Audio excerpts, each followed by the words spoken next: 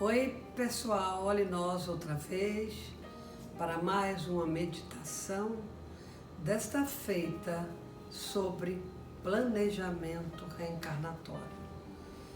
Este tema dá para até se escrever um livro de tão complexo, de tão difícil para a gente entender e compreender, ainda nesta condição, principalmente por aqueles que não conhecem muito a doutrina espírita. Mas antes, vamos orar. É tão bom orar, é tão bom este encontro nosso com as forças do bem, com as forças do alto, em que a gente pede, em que a gente agradece, em que a gente reconhece tudo que já tivemos. E assim, vamos atrair para nosso campo vibratório nosso anjo da guarda, ou nosso amparador, mentor, guia. Vamos atrair esses espíritos que se comprazem em nos ajudar.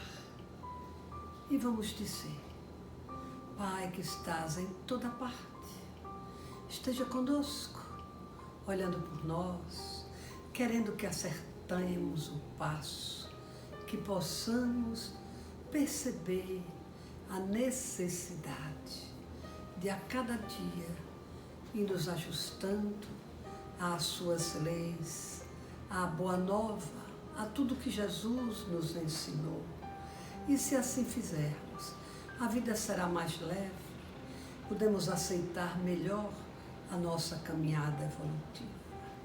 Mas vamos pensar também nos que neste momento pedem prece, nos que estão nos hospitais, nas clínicas psiquiátricas ou não, os que estão na sarjeta, nas vielas, pedir pelos que estão nos asilos, por todos aqueles que podem estar neste momento encerrando a vida e precisando de um entendimento maior da dimensão que os espera.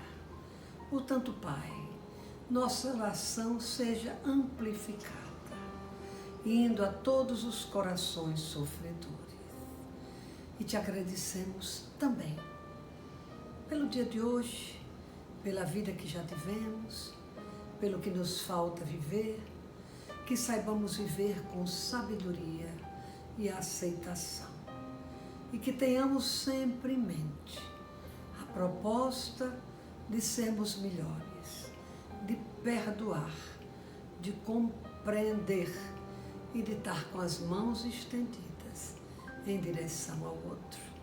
Que assim seja, Pai, e assim será. Eu ontem fui fazer um casamento com Pedro lá na Praia da Espera.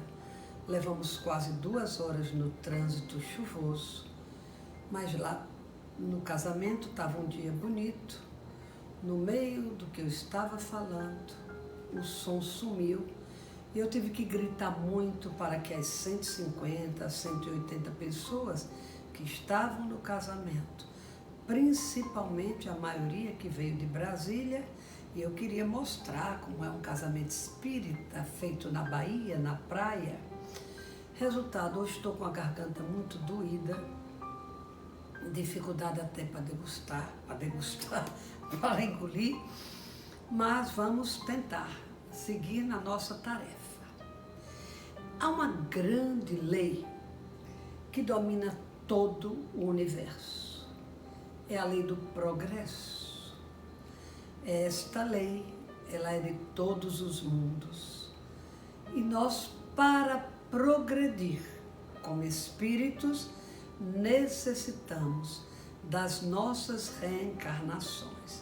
É evidente que nós também podemos progredir na erraticidade. A erraticidade é o local onde nós ficamos entre uma encarnação e outra, que é o mundo dos espíritos. Se aqui temos 8 bilhões mais ou menos de encarnados, a doutrina espírita, os estudos e os espíritos nos dizem que tem cerca de 21 bilhões, precisando e necessitando de reencarnar. A reencarnação, vocês sabem que é a oportunidade de nós nos educarmos, de aprendermos as lições que deixamos aí pela metade. E é a grande oportunidade do nosso progresso e de seguir nossa viagem. Ocorre que nós temos propósitos com a reencarnação. A reencarnação nos leva a um sistema de provas, de expiações, de missões e de aprendizado. É uma química, é uma alquimia extraordinária para que seja feito este planejamento. E às vezes a gente põe por terra tudo que planejamos. Para ver o planejamento reencarnatório, é envolvido 3 classes de espíritos. Espíritos de alta elevação moral e de conhecimento em todas as áreas, porque é necessário para nosso planejamento espíritos alquimistas, espíritos ligados à biologia, à sociologia, à física, à antropologia, para que toda a nossa caminhada seja tratada para que dê certo e que a gente avance na nossa história. Por exemplo, se nós, em função das provas e prova, somos nós que escolhemos as provas pelas quais queremos passar. Quando na erraticidade temos a consciência dos nossos inúmeros erros, desta vida, das outras que viemos nessa para corrigir, que não corrigimos, então o somatório desses erros nos leva a querer reencarnar. Neste momento, nós pedimos a ajuda deste grupo seleto de espíritos elevados do ponto de vista moral e do conhecimento em todas as áreas. Aqueles espíritos que em outras vidas já foram nossos pais, mães, amigos, maridos, esposas, etc., que nos amam, eles também participam desta tarefa. E nós somos o principal interessado em que planejemos uma reencarnação para que ela seja vitoriosa.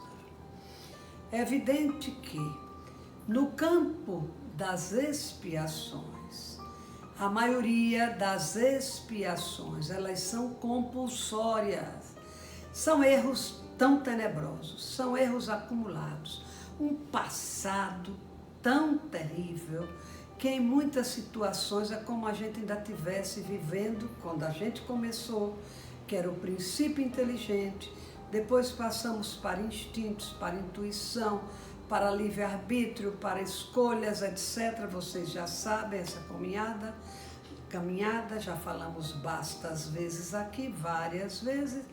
Então, para acontecer nosso planejamento, não há improvisação, não há acaso, há todo um estudo para que reencarnemos, como já disse. Então, quando precisamos expiar, os espíritos dizem, não, você terá sim que voltar para expiar.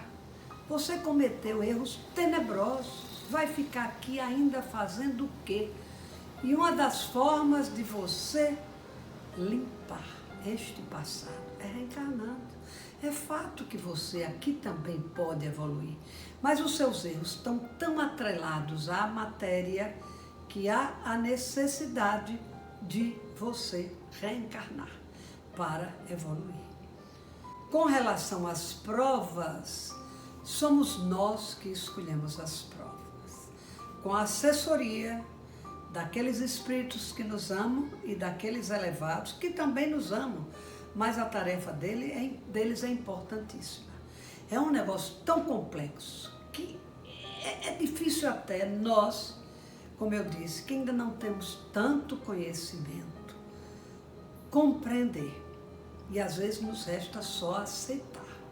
Porque quando a gente escolhe uma prova, por exemplo, de ter uma doença incurável, no momento em que o óvulo está se unindo ao espermatozoide, neste momento é inoculado ali o gene que vai produzir o câncer ou a doença incurável que nós pedimos para tê-la e com isso resgatar muitos erros. Perceba que a grande maioria, a quase esmagadora maioria, que tem cânceres, sofrem, choram, se amarguram, mas aceitam e participam dos trabalhos, das químios, das rádios, para que possa vencer esta etapa e este drama. Nas nossas provas, nós às vezes pedimos para vir com um filho rebelde, que na caminhada dele, ele vai passar pelo desafio de não entrar nas drogas, de não entrar no alcoolismo, de não se desviar do caminho reto, porque ninguém vem para ir para o álcool, para ser destruído, para matar, para roubar. Ninguém vem com essa destinação, vem sim com o desafio de não entrar nesses dramas. A prova é justamente esta dificuldade enorme que o espírito vai ter para vencer-se e avançar. E os pais aceitam vir nesta tarefa de ajudar ao filho, à filha, de não novamente entrar nesta situação tenebrosa, terrível de sofrimento. Portanto, as provas são escolhidas por nós. E veja que coisa complicada, para que os espíritos tracem essa programação para nós. Porque a gente escolhe onde quer nascer. Eu tenho uma amiga querida, Alice Miranda, uma pessoa da área jurídica. Ela diz muito: eu adoro a Itália, eu sou fascinada pela Itália, eu adoro o frio. E veja, e está aqui no Nordeste, no calor, mas ela não é uma pessoa revoltada, não é uma pessoa que não esteja adaptada. Porém, preferiria muito mais estar vivendo num lugar frio, mas foi ela que escolheu vir para um lugar quente. Então veja, nós fazemos as escolhas do lugar onde queremos nascer, na condição social, familiar. Veja que complicação para esperar o pai que a gente quer, para que venha como nosso pai, porque a gente sabe que a gente que escolhe, a mãe que a gente quer, que também temos que esperar. Veja como é, e o local que a gente vai reencarnar, e as circunstâncias, às vezes a gente pede como prova para vir riquíssimo milionário e com a disposição de ajudar os mais necessitados, de desenvolver uma obra social notável. Quando chega aqui, muda tudo, não faz o que planejou, não quer mais de ajudar um nem a outro. Tem uma história que não sei mais se é André Luiz, onde é que eu li, que um camarada veio já com a destinação de ficar viúvo e de criar os 3 filhos sozinho. Ele pediu, isto já é uma missão, prova e missão. Porque uma das grandes missões para as quais nós chegamos aqui é a missão de ser pai e de ser mãe. E nesta missão, educar os filhos na seara do bem, da decência, da dignidade, da honradez, etc. Por isso que é uma grande missão. E amar este filho, protegê-lo com todos os recursos que você possa ter, para que este filho progrida e avance. Então, é missão também. Este moço veio sabendo que ia enviuvar, ia criar os 3 filhos e disseram a ele, olha, é uma missão difícil, mas eu quero. Quando a mulher morreu, desencarnou, ele entrou num processo de sofrimento imenso. Como eu vou fazer? Com 3 filhos, sair para trabalhar, deixar com quem, levar para médico, para hospital, para clínica, para colégio. Ele entrou num parafuso. E vocês sabem, quando a gente dorme, o espírito sai do corpo e vai para o mundo da erraticidade e da espiritualidade. O corpo descansa. Neste momento, quando ele saiu, a mulher, que já tinha morrido, entrou num processo com esse grupo seleto e a mulher indicou uma senhora, uma pessoa, a senhora não, uma jovem ainda, mas de meia idade, ela era viúva, ela era solteira, se ela gostaria de cuidar dessas 3 crianças e casar com este homem. Tudo isso foi elaborado enquanto todos dormiam. E aí foi indicado que ela tal dia fosse por tal rua, dobrasse tal esquina, e ele também se encontraram nessa esquina e começaram a conversar, e ela veio para ajudar e cumpriu a missão. Mas veja que modificou a programação. E muitos de nós modificamos, o que complica, o que dá um trabalho extra. Nesse caso foi um trabalho até bom, porque ela conta que ela era louca para se casar. Então, nós organizamos nossa programação.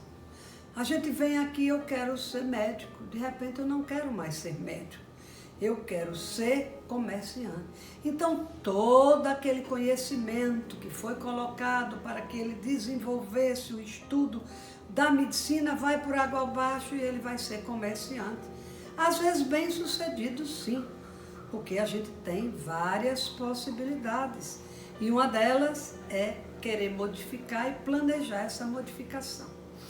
Há também aquela modificação que é terrível, quando a gente vem para ter 3, 4 filhos e decide abortar, só quero um. Veja o problema sério que a gente causa lá para os mais elevados, os alquimistas, aqueles que trabalham com o genoma humano, com as condições que às vezes a gente pede, eu quero vir com um defeito físico como prova, e aí chega aqui, a gente não quer mais isso aqui, se revolta, enfim. É uma complexidade e é um compromisso imenso que nós desenvolvemos ao perceber a nossa necessidade de reencarnar. Há, como eu disse, as reencarnações impostas, porque de dramas maiores, há aquelas de provação, há aquelas de missão, que não é só ser pai e mãe, missão de Chico Xavier, missão de Irmã Dulce, Teresa de Calcutá, Teresa d'Ávila, tantas pessoas que vêm em missão, como muitos de nós, para ajudar idosos, ajudar em creche, em crianças, em trabalhar com o social. Há tipos de missões também, e missões humildes. Em todas essas situações de expiação, de prova, de missão, resta o aprendizado. Que nós devemos retirar aprendizado de qualquer uma dessas oportunidades que a vida nos fornece. Portanto, que possamos cumprir nossa missão nos dias de vida que nos faltam. E uma da missão nossa é fazer o bem, estender a mão ao próximo, procurar o que eu digo sempre, sermos melhores e agradecer. Agradecer o dom da vida, agradecer as nossas circunstâncias, agradecer as nossas oportunidades, agradecer o lado bom da vida e o lado difícil. Todos eles importantes para a nossa evolução, para o nosso progresso, para as bênçãos do Pai que sempre nos traz. Que tenhamos uma semana aventurosa, abençoada e cheia de boas oportunidades. Que assim seja. Namastê.